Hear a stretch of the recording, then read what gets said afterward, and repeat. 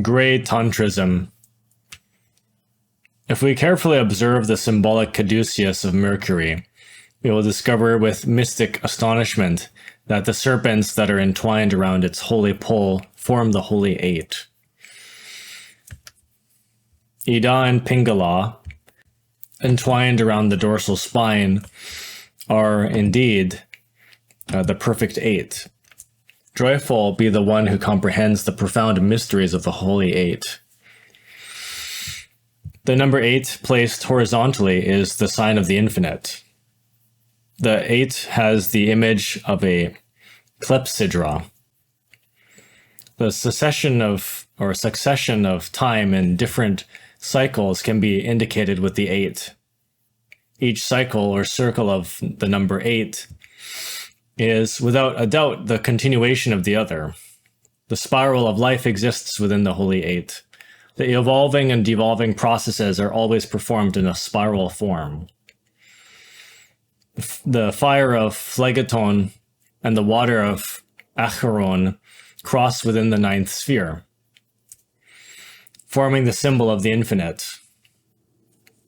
The double current with which one must work in the great work in order to attain the intimate self-realization is wisely represented in the mysterious 8th key of Basil Valentine.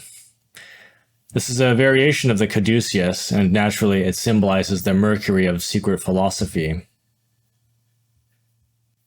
The marvelous properties of sulfur and the productive fecundity of salt are united extraordinarily within this Mercury. Thus, this is how the mystical connubial of the luminaries are performed in the 3 worlds. The world and the superworld are marvelously entwined with the Holy Eight. The underworld and the world are entwined with the Holy Eight. The superior circle of the Holy Eight is a living representation of the human brain. The inferior circle is hidden with the mystery in order to symbolize the cup of Hermes, within which the Mercury of secret philosophy, the ens seminis, is contained. It has been widely stated, or rather wisely stated onto us, that the temple heart is precisely situated at the point where the fire of Phlegeton and the water of Acheron cross, forming the sign of the infinite. The struggle is terrible. Brain against sex, sex against brain, and the most terrible is that of heart against heart. You know this. The sign of the infinite within which the brain, heart, and sex of the geni, or the geni, of the earth is represented, is discovered by every esotericist within the interior of the planetary globe in the 9th sphere, or circle. The bodies of all creatures which live upon the earth, from the most insignificant microbe until the human being, are found organized upon this archetypal base of the Holy Eight. The 8 Kabirs, those powerful Semitic, ineffable and terribly divine gods, who were later worshipped by the Greeks and Romans, and whose principal sanctuary was found always in Samothrace, are intimately related with the Holy Eight, with the sacred symbol of the infinite. The 8 Kabirs are the children of Hephaestus, or Vulcan, with one adorable daughter from Proteus. They were born from the sacred fire that manifests itself within the terrible profundities of the earth. By the foraging action of Proteus upon that universal substance that naturally has the property of taking any form. These 8 Kabirs are the fundamental intelligences of this nature. They are the extraordinary regents of the great mysteries of life and death. According to a very ancient esoteric tradition, one of those 8 Kabirs was assassinated by one of his own brothers. However, later on he was resuscitated with the help of Hermes. This reminds us of the symbolic death and resurrection of Hiram, Osiris, and Jesus that must be comprehended in depth by the MM. The Holy Eight is therefore the base and the living foundation of the great work. If someone violates the scientific rules and principles contained within the symbol of the infinite, they will totally fail in the great work.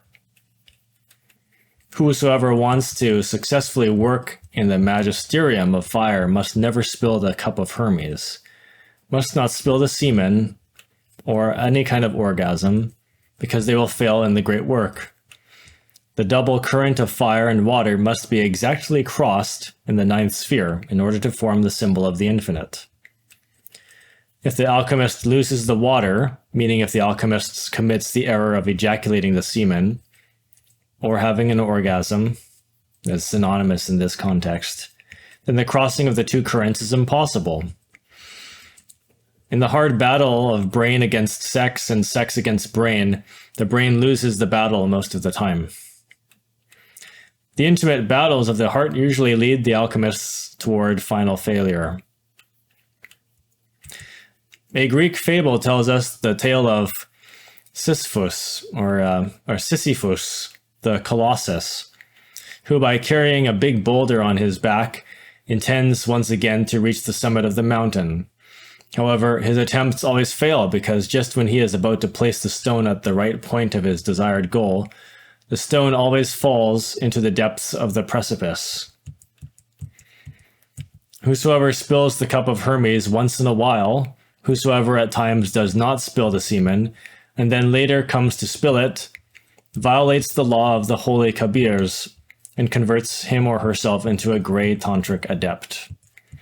In this world of samsara, there exist evasiveness and false justifications for many things. Thus, this is how gray tantrism also has its followers and its doctrine. Any esotericist traveler who himself proposes to perform an in-depth investigation among the secret schools of the Asiatic continent will verify for him or herself the cruel and painful reality of gray tantrism.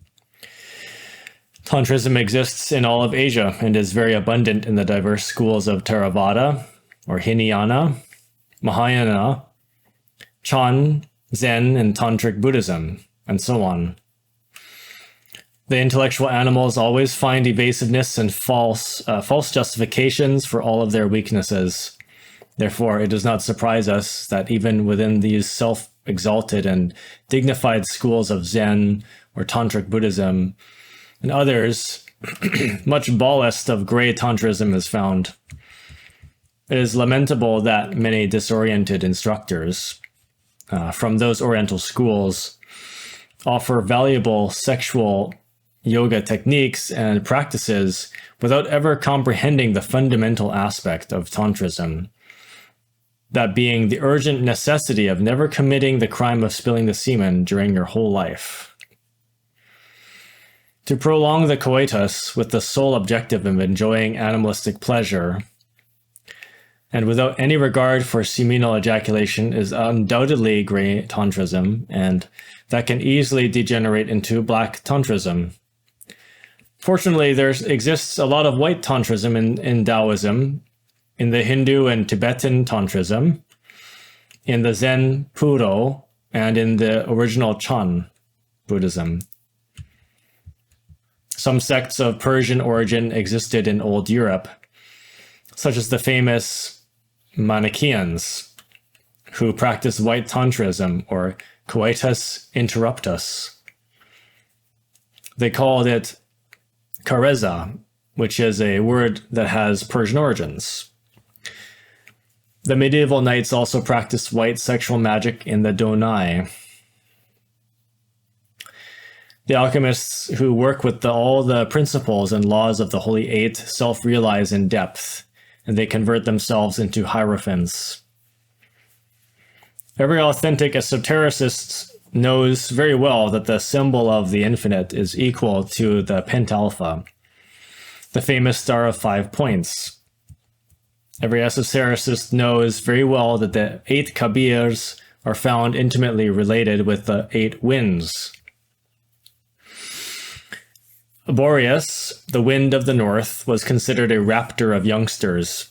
Noto or Ostro, the wind of the south, dragged the tempests and the clouds. Sephiro, the wind of the west of the world, was venerated as the god of spring. Euro, or Volturuno, at times dry, at times humid, was always venerated in winter.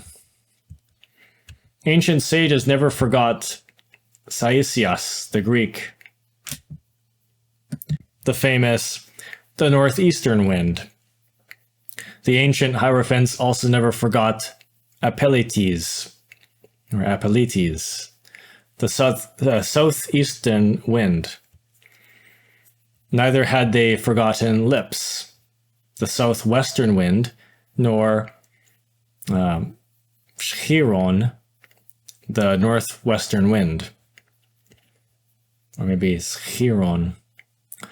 The work with the philosophical stone, the 8 steps of yoga, are exclusively for those who respect the principles and laws of the Holy Eight, and never those of the henchmen of black or gray Tantrism.